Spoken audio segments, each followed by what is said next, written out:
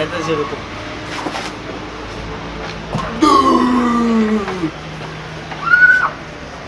Alors, aujourd'hui, on va parler du thread d'horreur réédité. C'est-à-dire, c'est vrai dit.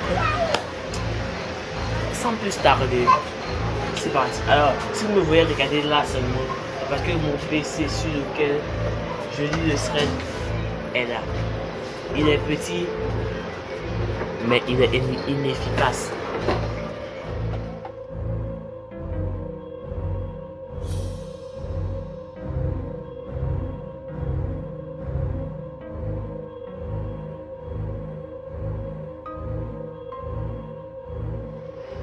Alors, je vous le rappelle, c'est un petit de 12 ans qui fait ce thread. Si vous voulez voir, moi j'ai 14 ans, si vous voulez voir un thread, mon thread que j'ai écrit, mon premier thread, allez le voir. C'est le meilleur. Sur Samuel Bamba, bref, c'est là-bas que j'ai fait le premier thread.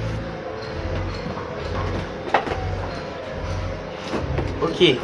C'est un thread purement fictif. Voilà. Et... ok, c'est parti. Mon PC est tombé. Il est placé très mal. Ma vie a commencé à être bizarre. En ce moment, tout a commencé. Ma vie a commencé à être bizarre en ce moment. Tout a commencé la veille du 14 juillet. Quand tout le monde pensait à la fête, mais pas Juliette, mon ex, commença à s'embrouiller avec moi en me disant: pourquoi tu ne me parles plus ces derniers temps? Tu cherches une autre fille, hein? Oui. Tu es mon ex, Vincent. C'est vrai, tu es mon ex. Je cherche une autre fille. On continue le thread. Dis-le, peu de minutes plus tard, je n'arrivais plus à entendre tout ce chahut. Donc je lui dis de se calmer en criant et en lui disant qu'elle est vraiment jalouse et naïve. C'est très difficile de filmer là et de regarder là. Trop difficile.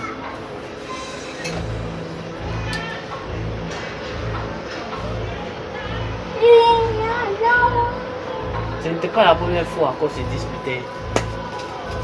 Mais jamais c'était une telle dispute. Donc, Juliette n'a pas essayé de contrôle et m'a mis au palier de la porte. Juliette, 20 ans, étudiant sans abri et aucun sou. Pour lui, tout est fini. Sachant qu'il n'a ni père ni mère pour l'héberger. Alors que Juliette pensait déjà à se suicider. Sa grand-mère, qui l'avait élevé, l'appelle par surprise et je me porte garant pour une maison. Je me porte garant pour une maison que je vais le trouver sur le site. Tu devrais venir voir. Mais qu'est-ce qu'il dit? Ben oui, mamie. Oui, mamie. Donc, sans plus tarder, puisqu'il était sans habit, sans plus tarder, il est parti voir. C'est évident. Tu pensais qu'il allait dire, mais non, mamie, tu fais des réflexions bêtes.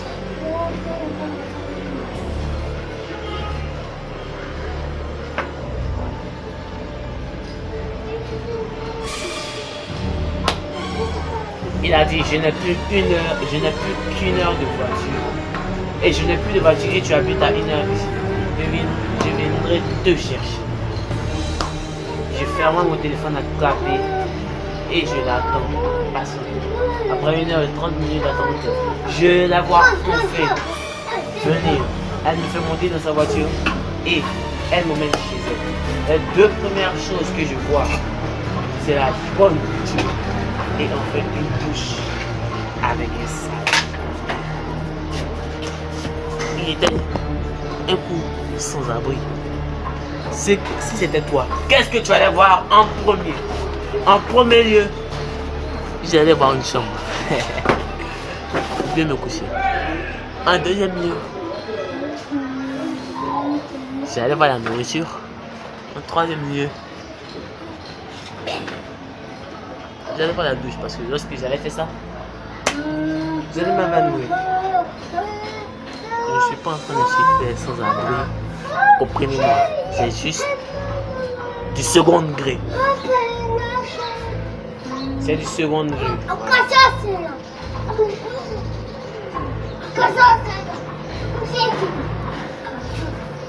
Le paradis sur terre.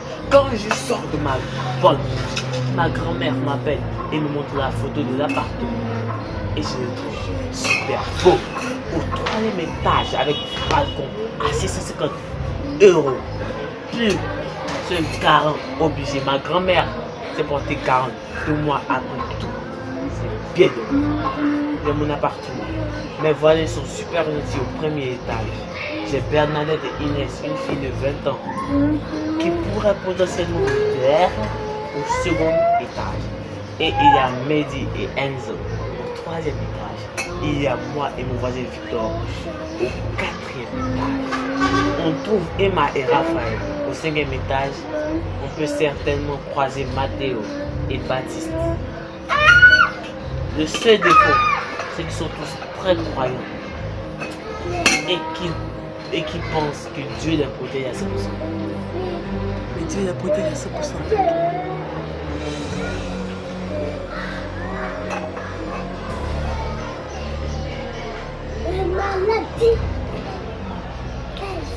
Et ceux qui ne le prient pas, qui ne le prient jamais, sont vraiment les rejetés de Dieu.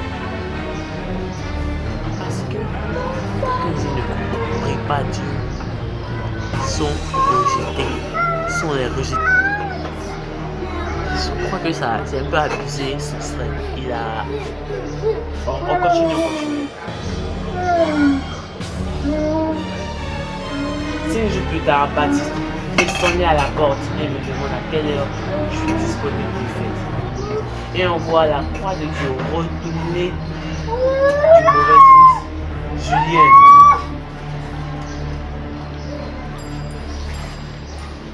Julien. Oh, je ne vois plus, je ne sais plus. Julien, juste avant que Baptiste arrive, a accidentellement fait tomber sa croix et a dû la remettre très vite et sans regarder avant que Baptiste arrive. Donc, à quelle heure elle a fait de mon âge? Elle à 18h. Précisément répliqua Baptiste, l'air effrayé. Je comprends. Pourquoi il était effrayé? Parce que la croix retournée, c'est le signe de l'antéchrist. Alors Baptiste avait peur. Il s'était filé les chocottes au fait. Donc je continue.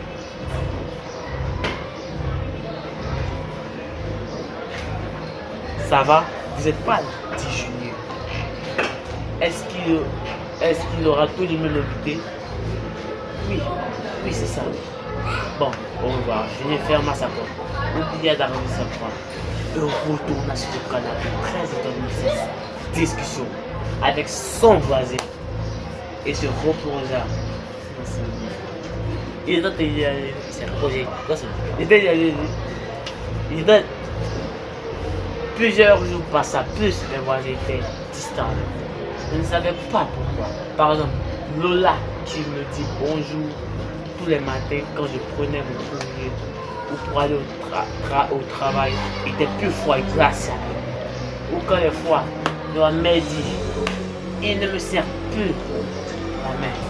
Tout avait vraiment changé. Une semaine plus tard, j'étais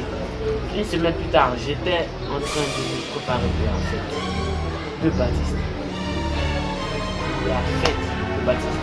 Mais ne sachant pas pourquoi mes voisins étaient aussi distants ces derniers temps avec moi. Je pensais que cette fête serait bonne pour renouer les liens et les dans l'atmosphère. Alors, l'atmosphère et détendre l'atmosphère. Puis je faisais exprès. Et ce serait de long, de 10 minutes. Mais ça fait 9 minutes. Oh! Et détendre l'atmosphère. Je faisais exprès. Et détendre l'atmosphère. Quand j'allais toquer chez Baptiste, il n'entendit aucun bruit comme une fête. Et j'ai entendu aucun bruit comme une fête. Il devait avoir mis la musique, il était déjà 17h55 et toujours aucune nouvelle. Je toque 1, 2, 3, 4, 5, 6, 7, 8, 9, 10 fois, mais toujours rien. Je ne sais pas si c'est un thread. Je ne sais pas. Donc, j'allais chez Mathéo, rien non plus. Je fis le tour de nœud.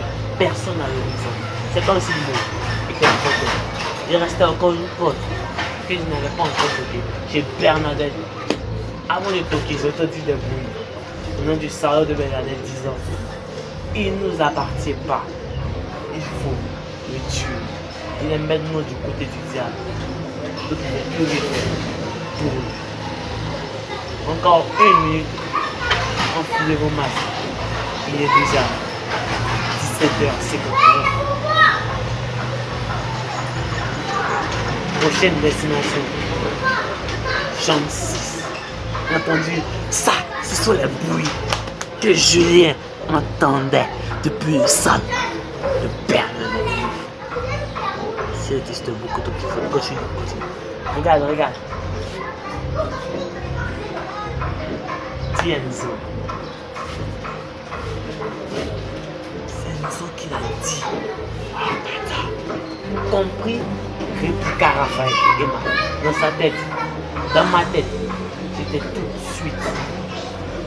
j'avais tout de suite compris qu'ils étaient en train de, que j'étais en danger. Donc, je me précipita dans ma chambre, fermant la porte à double tour. Mais tu es bête. Tu es bête. Tu fais ma double tour. On la casse ta putain de porte. Hein? Ça sert à rien.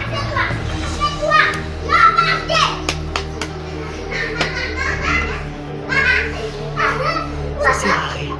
Tu devrais fuir tant qu'il était temps.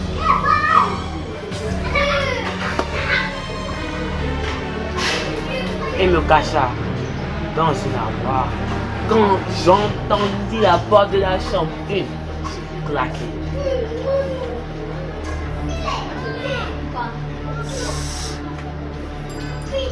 Donc, celle de Bernadette élu un haut cœur 18h01.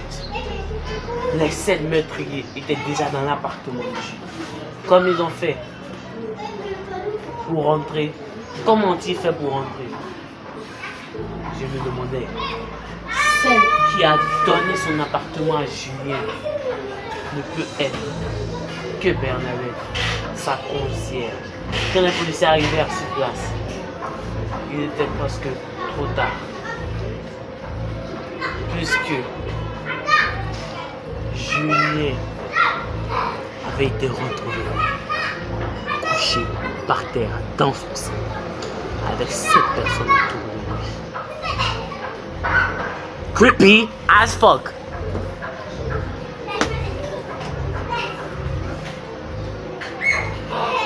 Qui faisait la prière. Ah, il n'avait pas encore tué.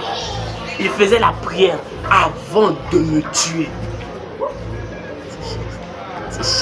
C'est chaud ça. C'est qu'il faut beaucoup trop qu'il faut. T'as vu ça? C'est beau. Qui faisait la prière avant de le tuer. Comme un sacrifice. Mais cette tueur lui avait mis plusieurs coups de couteau dans la jambe, dans le dos et l'épaule pour l'immobiliser. Mais magnifiquement. Julien avait survécu à ce passage. Puis, alors c'est qui Dieu surveillait aujourd'hui? C'est qui Dieu protégeait? C'est Julien! C'est quoi? Julien! Quoi? Julien! C'est qui? Pas bien. Julien! Tu connais? C'est Julien que tu protégeais à la fin. Alors je t'ai pas dit que tu fais ce que tu veux et puis tu vas te protéger. Hein. Mais là il était en danger. Donc, comme il était en danger, il était croyant. Bon, même s'il n'était pas croyant, Dieu peut te sauver. Mais ce n'était pas son jour, tout ça.